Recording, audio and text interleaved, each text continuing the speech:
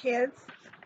Today I'm going to show you some fun ways that you can practice your multiplication facts at home. The first one is you can make an array city.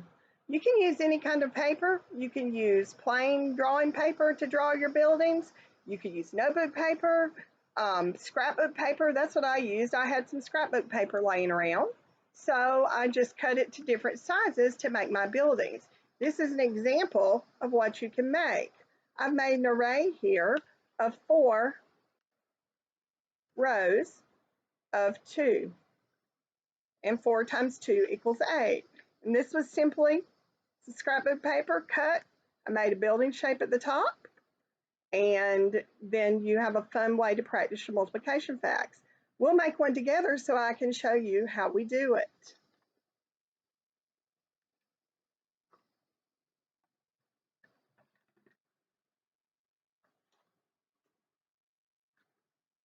All right. See, I've cut just a simple shape. I decide what I want to do. I think I'm going to do 3 rows. I simply draw my windows of 2.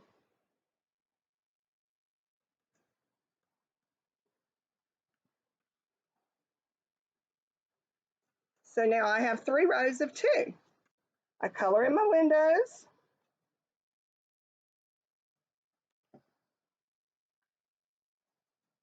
They don't have to be perfect, but you can color yours in.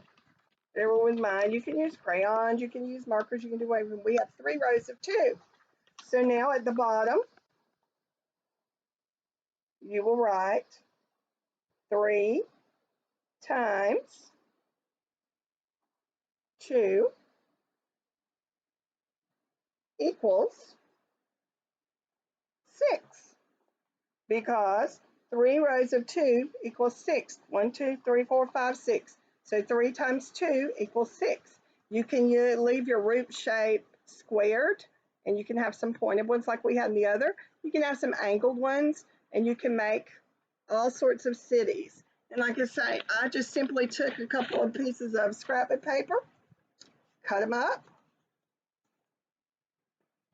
and then I can make my different buildings. So that's one fun way that you can practice your multiplication facts.